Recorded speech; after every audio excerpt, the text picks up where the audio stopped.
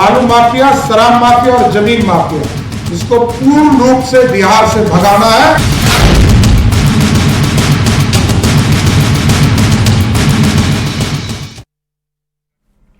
नमस्कार, आप देख रहे हैं अपना बिहार। मैं हूं शुभे मिश्रा, आपके साथ। चलिए करते हैं बुलेटिन की शुरुआत। चुनाव से पहले बिहार में एनडीए सरकार अपराध, भ्रष्टाचार और माफिया राज से निपटने के लिए एक्शन में है।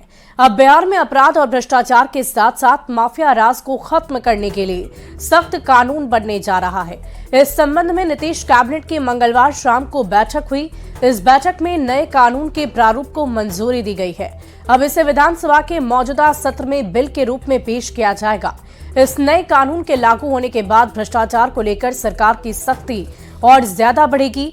इस नए कानून के प्रभावी होने के बाद भ्रष्टाचार को गंभीर अपराध की श्रेणी में रखा जाएगा और सख्त सजा का प्रावधान होगा।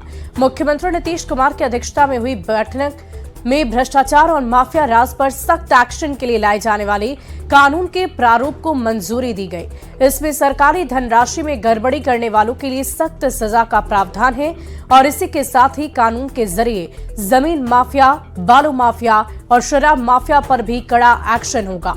सूत्रों के अनुसार भ्रष्टाचार पर अंकुश के लिए बनाया गया कानून पहले के कानून की अपेक्षाकृत और सख्त होगा। इसमें किसी भी प्रकार के भ्रष्टाचार को गंभीर श्रेणी के अपराध में रखकर कार्रवाई सुनिश्चित कर दी जाएगी। अपराध की सजा 5 से 7 साल निर्धारित करने के लिए प्रावधान नए कानून किए जा रहे हैं और इससे पहले रिश्वतखोरी के अपराध में रिश्वत लेने वालों पर कड़ी कार्रवाई के प्रावधान थे। इस कानून को प्रभावी बनाने के लिए CCA यानी कि क्राइम एंड कंट्रोल एक्ट में संशोधन किया जाएगा। यानी एनडीए का चुनाव से पहले भ्रष्टाचार पर ये एक बहुत बड़ा वार है।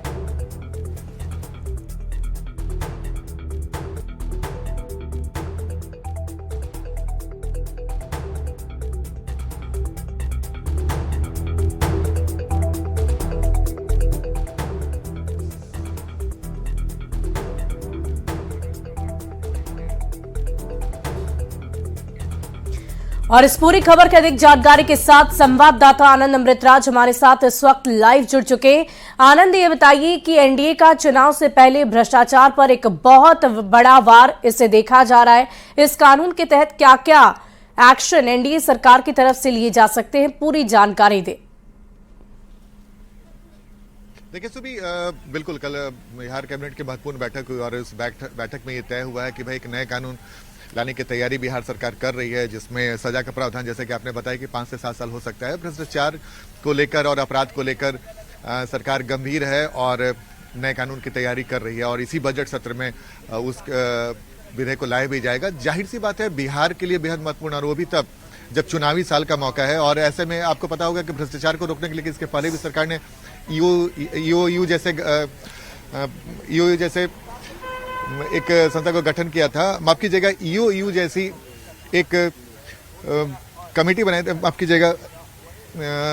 कीजिएगा सुबी, कुछ तकनीकी वजह से समस्या हो रही है, आवाज साफ नहीं आ रही है, लेकिन मैं फिर भी आपको बताने की कोशिश कर रहा हूं कि इसके पहले भी आर्थिक अपराध को रोकने के लिए सरकार ने कई महत्वपूर्ण कदम उठाए थे और ऐसे में सरकार का ये नया कदम निश्चित तौर पे भ्रष्टाचार और अपराध को रोकने में महत्वपूर्ण पहल साबित हो सकता है। और वो भी तब जब सम्राट चौधरी, जो बिहार के डिप्टी सीएम, उन्होंने कहा था कि बालू माफिया, जमीन माफिया और जो अपराधी हैं उन्हें किसी कीमत पर नहीं बख्शा जाएगा। तो जाहिर सी बात है, एनडीए की सरकार बनी है, नए तेवर, नए कलेवर में सरकार दिख रही है और सरकार की कोशिश है कि बिहार में अपराध और भ्रष्टाचार पर लगाम लगाया जाए, चूंकि हाल में कई घटनाएं ऐसे घटी हैं भ्रष्टाचार को लेकर। आनंद, ये बताइए कि क्या हम इससे समझ जाए, क्या हम इससे ये स्पष्ट यही समझे कि इस बार जो लोकसभा चुनाव होने जा रहे हैं उसमें बिहार की तरफ से भ्रष्टाचार ही मुद्दा रहेगा या कुछ और मुद्दे भी होंगे चुनावी मैदान में?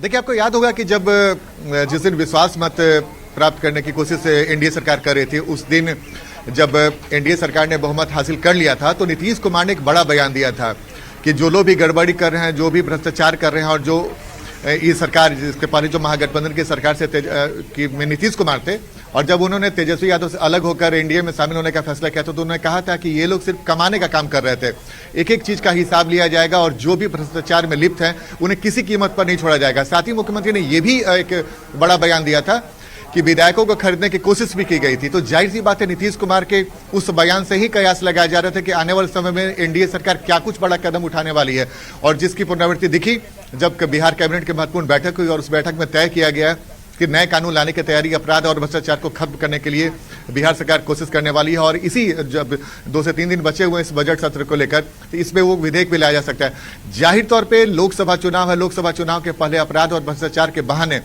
विरोधियों पर शिकंजा कसा जा सकता है। मैं विरोधी शब्द का प्रयोग इसलिए भी कर रहा हूं सुभी, क्योंकि अगर नीतीश कुमार ने कहा है कि भ्रष्टाचार में शामिल थे कई लोग और 5 विभागों पर जांच की बात भी कही गई थी, तो ऐसे में आप समझ सकती हैं बेहतर तरीके से कि नीतीश कुमार का इशारा किस होता है। चुनावी साल है, चुनावी साल में सत्ता पक्ष हो या विपक्ष अपनी अपनी रणनीति बनाता है। अगर सत्ता पक्ष को लगता है कि भ्रष्टाचार और अपराध के बहाने जनता के बीच में जाकर बड़ा मैसेज देने की तैयारी करते हैं और कुछ नया एक्शन लेते हैं, तो जाहिर तौर पर जनता के बीच में उसका भी असर होता है। ऐसे में नीतीश कुमार और एनडीए सरकार की पूरी कोशिश है कि भ्रष्टाचार और अपराध के बहाने एक बड़ा मैसेज देने की कोशिश की जाए। वाकई आनंद, अलग अलग नेताओं की तरफ से बार बार बयानों के माध्यम से, बयानों के जरिए ये कोशिश की जा रही है कि जनता तक अपने मैसेज को पहुंचाया जा सके। आप हमारे साथ बने रहिए आनंद। एक और बयान अपने दर्शकों को सुनवा देते हैं। भ्रष्टाचार और माफिया राज को लेकर डिप्टी सीएम सम्राट चौधरी ने क्या कहा था, जरा ये भी आप सुनिए। माननीय मुख्यमंत्री जी से भी आग्रह किया और बिहार के डीजीपी को बुलाकर निर्देश दिया कि कानून के राज को स्थापित करने में ये जो 3 तरह के माफियाज हैं, बालू माफिया, शराब माफिया और जमीन माफिया, इसको पूर्ण रूप से बिहार से भगाना है और बिहार में कानून का राज स्थापित करना है। साथ तो आनंद, आपने भी सुना होगा कि कैसे बिहार के डिप्टी सीएम ने 3 माफियाओं का अलग अलग जिक्र किया, बालू माफिया और अलग अलग माफियाओं का जिक्र करने के साथ उन्होंने कहा कि सिर्फ और सिर्फ बिहार में कानून व्यवस्था को सुदृढ़ करना है और इन माफियाओं का राज खत्म करना है। क्या इस कानून में कुछ अलग अलग ऐसे प्रावधान हैं इन अलग अलग माफियाओं के लिए? देखिए, सम्राट चौधरी के बयान से साफ साफ समझा जा सकता है कि बालू, शराब और जमीन माफिया पर नकेल कसने की पूरी तैयारी की गई है। वो दिलचस्प होगा जब ये कानून लाया जाएगा सदन के अंदर और इस पर चर्चा होगी और सरकार उसमें क्या क्या प्रावधान करती है। अभी जो जानकारी मिल रही है सूत्रों के हवाले से कि उसमें जो आर्थिक अपराध करते हैं 5 से 7 साल की सजा उन्हें हो सकती है। तो जाहिर तौर पे एक बड़ा कदम होगा, क्योंकि आर्थिक अपराध में इतनी बड़ी सजा इसके पहले हम लोगों ने नहीं देखी है।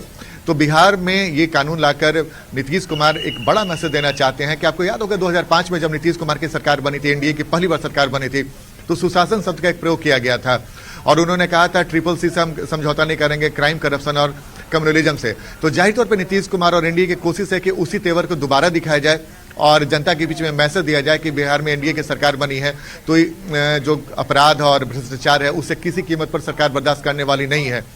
और खासकर बालू, जमीन और शराब, ये 3 ऐसे चीज हैं जिसमें बड़े पैमाने पर अपराध की बातें आती है, खबरें आती रहती हैं सुबह। तो ऐसे में अगर सरकार की कोशिश है कि ऐसा कानून लाया जाए और जो इस धंधे में लिप्त हैं उन्हें मैसेज दिया था, तो एक बड़ा असर भी हो सकता है। और बिल्कुल आपने सही कहा कि चुनावी साल है, कुछ महीने के बाद लोकसभा का चुनाव होने वाला है। लोकसभा चुनाव के पहले अगर सरकार ये कानून लाती है और कुछ पर एक्शन होता है तो एक मैसेज देने की कोशिश एनडीए सरकार करेगी कि अपराध और भ्रष्टाचार पे सरकार समझौता करने के कतई मूड में नहीं है और शायद यही अपना यूएसपी बनाकर ही जनता के बीच में जाए कि भाई हम अपराध और भ्रष्टाचार मुक्त बिहार बनाना चाहते हैं। जाहिर तौर पे इस पर राजनीति भी हो रही है। जो विधायक दल, जो विपक्षी पार्टी, वाकई आनंद, ये देखने वाली बात होगी कि इन नेताओं के बयानों का, इन नेताओं के मैसेज का कितना असर जनता पर पड़ता है, ये तो आगामी लोकसभा चुनाव का रिजल्ट ही बताएगा। बहुत बहुत शुक्रिया आपका। फिलहाल बढ़ते अगली खबर की ओर। एनडीए सरकार भ्रष्टाचार और अपराध पर वार करने के लिए बहुत बड़ी तैयारी कर रहा है। इसे लेकर राजनीति काफी तेज हो गई है। एनडीए जहां इस कानून को लेकर बेहद उत्साहित है, वहीं आरजेडी ने इस पर गंभीर सवाल खड़े कर दिए। तरह से यूपी में काम हो रहा है, यूपी मॉडल पूरे देश में फेमस हो रहा है, दुनिया में नाम हो रहा है, उसी तरह बिहार का भी जो कानून बनेगा वो देश और दुनिया के लिए एक नजीर बनेगा। हमारे डिप्टी सीएम कहते हैं कि हम जमीन में दफन कर देंगे अपराधियों को। तो ये जमीन में दफन करने का प्लान चल रहा है कि जो अपराधी और अपराध कराने वाले हैं सब पे कठोर कार्रवाई होगी। हमको लगता है कि कहीं न कहीं कंस्पिरेसी है और कुछ लोगों को टारगेट करने का मनसा है और इसलिए इस तरह के कानून को लाकर जिन लोगों को तबाह करना है उसको तबाही मचाना चाहते हैं। लेकिन आने वाला समय उनका ही नहीं रहेगा, हम सबका आएगा आने वाला है और इस तरह का कानून बनाकर पिक एंड चूज कर कर लोगों को फंसाने का प्रयास करेंगे। सार्वजनिक जीवन में ईमानदार राजनेता माननीय नीतीश कुमार जी ने जो फैसला लिया कि माफिया राज, गुंडा राज, भ्रष्टाचार पर नकेल कसने के लिए राज्य मंत्री परिषद का नया कानून का जो प्रस्ताव कैबिनेट ने पारित किया है वह स्वागत योग्य है।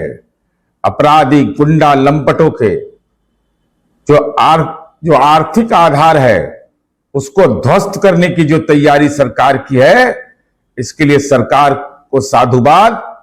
देखिए, कानून ला के अपराध और भ्रष्टाचार पर कसने की बात ये ला रहे हैं, ये मैंने भी सुना है, लेकिन आखिर क्यों? पहले क्या अपराध पर आप नकेल नहीं कसते थे? क्या भ्रष्टाचारियों पर आप नकेल नहीं कसते थे? क्या संविधान में उसका प्रावधान नहीं था? तो यह तो बिल्कुल हमको लगता है कोई टारगेटेड स्कीम है, इन लोगों का प्लान है जो भारतीय जनता पार्टी का होता है। काम तो कुछ कर नहीं रहे हैं लोग, लेकिन अब ये कानून ला के भ्रष्टाचार रोकेंगे और अपराध को रोकेंगे। तो क्या पहले सरकार का काम, प्रशासन का काम अपराध रोकना, भ्रष्टाचार को रोकना का काम दायित्व नहीं था क्या? ये मुझे समझ में नहीं आता है। लेकिन अगर ला रहे हैं और फिर से इनको बुद्धि आई है बीजेपी में जाने के बाद आने नीतीश कुमार जी को कि अपराध और भ्रष्टाचार यहाँ फैला हुआ है बिहार में, तभी तो आप कानून ला रहे हैं। और इसी बीच राजधानी पटना से आपको बड़ी खबर बताएं। आज शाम भोज का आयोजन रखा गया है। विधान परिषद सभापति ने भोज का आयोजन किया है। सीएम और दोनों डिप्टी सीएम शामिल होंगे। एनडीए में शामिल सभी दलों के विधायक और विधान पार्षद के लिए डिनर पार्टी का इंतजाम किया गया है। इस वक्त की बड़ी खबर आपको बता रहे, पटना से ये बड़ी जानकारी। आज शाम भोज का आयोजन, विधान परिषद सभापति ने भोज का आयोजन कर दिया है। सीएम और दोनों ही डिप्टी सीएम भोज में शामिल होंगे। एनडीए में शामिल सभी दलों के विधायक और विधान पार्षद के लिए डिनर पार्टी का इंतजाम किया गया है। और इसी बीच दिल्ली से आपको बड़ी खबर बताएं। लैंड फॉर जॉब से जुड़ी मनी लॉन्ड्रिंग मामले में राउस रेवेन्यू कोर्ट में सुनवाई होगी। राबड़ी मीसा और हेमा यादव आरोपी बताए जा रहे हैं। फिलहाल अंतरिम जमानत पर तीनों हैं। आईआरसीटीसी घोटाले पर सुनवाई आज होगी। सीबीआई की चार्जशीट पर सुनवाई होगी। बड़ी खबर आपको दिल्ली से बता रहे, जहां मनी लॉन्ड्रिंग से जुड़े हुए मामले पर यह बड़ी खबर सामने आई है। राउस रेवेन्यू कोर्ट में सुनवाई होनी है। राबड़ी मीसा और हेमा यादव आरोपी बताए जा रहे हैं। फिलहाल अंतरिम जमानत पर ये तीनों हैं। आईआरसीटीसी घोटाले पर सुनवाई आज होनी है। सीबीआई की चार्जशीट पर आज सुनवाई होगी। लालू फैमिली के लिए आज का दिन बहुत ही खास है। लैंड फॉर जॉब मामले पर सुनवाई होनी है। बहुत ही अहम दिन। देखने वाली बात होगी कि इस सुनवाई में क्या कुछ होता है।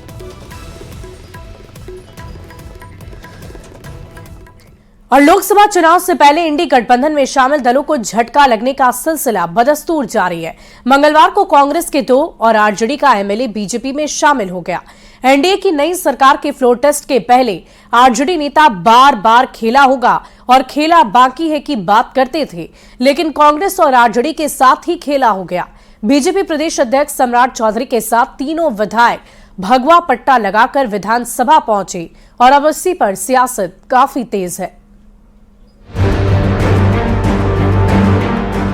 मंगलवार को बिहार की सियासत में अचानक बड़ा खेला हो गया। ये बड़ा खेला हुआ है उन पार्टियों के साथ जो विधानसभा में फ्लोर टेस्ट से पहले बार बार खेला होगा के दावे करते थे। जी, बात महागठबंधन की हो रही है। सरकार से बाहर होने के बाद तेजस्वी यात्रा पर है। इधर उनके गठबंधन के 3 विधायक टूटकर बीजेपी में शामिल हो गए। सम्राट चौधरी के साथ आरजेडी विधायक संगीता देवी, साथ में कांग्रेस विधायक मुरारी गौतम और सिद्धार्थ सौरभ भगवा पट्टा पहनकर विधानसभा पहुंचे। निर्णय जो भी है, सार्थक निर्णय जो होता है उसको लेने में देर नहीं करनी चाहिए और हम लोगों ने सार्थक निर्णय लिया है, देश हित में, प्रदेश हित में। आरजेडी और कांग्रेस में हुई टूट के बाद बिहार में सियासी वॉर पलटवार का दौर तेज हो गया है। लेकिन पहले आप आरजेडी और कांग्रेस से टूटे तीनों विधायकों को जान लीजिए। संगीता देवी मोहनिया से विधायक हैं। 2020 में पहली बार आरजेडी के टिकट पर चुनाव जीती। 8 साल पहले राजनीति में आई और आरजेडी महिला प्रकोष्ठ की अध्यक्ष रह चुकी हैं। बात दूसरे विधायक मुरारी गौतम की करें तो मुरारी गौतम कांग्रेस के टिकट पर रोहतास के चिनारी से विधायक है। 2020 में जेडीयू के ललन पासवान को हराया था। अनुसूचित जाति से आने वाले मुरारी गौतम महागठबंधन सरकार में मंत्री भी रहे हैं। वहीं सिद्धार्थ सौरभ विक्रम से कांग्रेस के टिकट पर विधानसभा का चुनाव जीते। भूमियार जाति से आने वाले सिद्धार्थ सौरभ दूसरी बार कांग्रेस के टिकट पर चुनाव जीतकर विधानसभा पहुंचे थे। ये निर्णय है, मैं जिस पार्टी से ताल्लुक रखती हूँ, मुझे लगा कि कहीं न कहीं दलितों की उपेक्षा की जा रही है, दलितों का सम्मान नहीं किया जा रहा है और ऐसा हुआ है, इसलिए ये मैंने निर्णय लिया है। प्रधानमंत्री नरेंद्र मोदी की नीतियों से प्रभावित है क्या? इस रूप में आपका ये प्रश्न कीजिए तो हम लोग हैं, बताइए। ठीक, राष्ट्र हित में काम हो रहा है, ये बात सत्य। ये तीनों विधायकों का बीजेपी ज्वाइन करना लोकसभा चुनाव के पहले इंडी अलायंस के लिए बड़ा झटका है। न्यूज 18 के लिए आनंद अमृतराज और शैलेंद्र कुमार के साथ ब्यूरो रिपोर्ट। आरजेडी और कांग्रेस के विधायकों के बीजेपी में शामिल होने के बाद से बयानबाजी भी काफी तेज है। केंद्रीय मंत्री गिरिराज सिंह ने आरजेडी पर निशाना साधा। गिरिराज सिंह ने कह दिया कि तेजस्वी बहुत पहले से खेला होने की बात कर रहे थे, लेकिन खेला करने वालों के साथ ही खेला हो गया। बिहार में खेला करने की बात तेजस्वी यादव जी जिस दिन से सत्ता गया बेचैन भारत की तरह खेला कर होना बाकी है, खेला होना बाकी है। आज खेला उन्हीं लोगों के घर में हो रहा है, चाहे यूपी के अखिलेश यादव हों, चाहे हिमाचल की बहुमत की कांग्रेस की राहुल जी की सरकार रहे, चाहे बिहार में हो, खेला करने वालों के घर में ही खेला हो रहा है। नरेंद्र मोदी की लोकप्रियता इतनी बढ़ रही है कि अब इन लोगों के यहां से डूबती नाव पर से सब भाग रहा है। और बिहार में कांग्रेस और आरजेडी के विधायकों के टूटने के बाद सियासी तापमान काफी हाई है। आरजेडी और कांग्रेस के नेता जहां इसे ऑपरेशन लोटस का हिस्सा बता रहे हैं, तो दूसरी ओर एनडीए नेताओं का कहना है कि ये प्रधानमंत्री नरेंद्र मोदी के विकास पर विधायकों का विश्वास है। ये रिपोर्ट देखिए।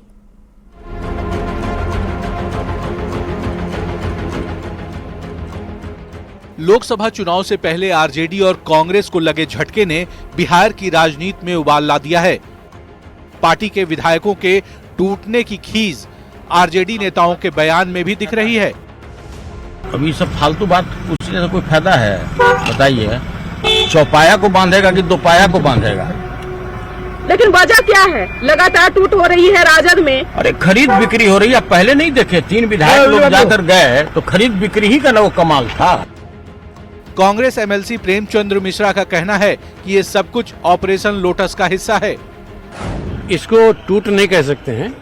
इसका मतलब है कि जो बीजेपी वालों का जो ऑपरेशन लोटस चलता रहता है, ये उसी का नतीजा है। वो उस पहले भी लोग ट्राई कर रहे थे, उस समय सफलता नहीं मिली। दूसरी ओर एनडीए की तरफ से जेडीयू एमएलसी नीरज कुमार ने पलटवार किया। नीरज कुमार ने कहा कि इन पार्टियों के नेता आर्थिक खेला में लगे हुए थे, इसलिए उनके विधायक टूट रहे हैं।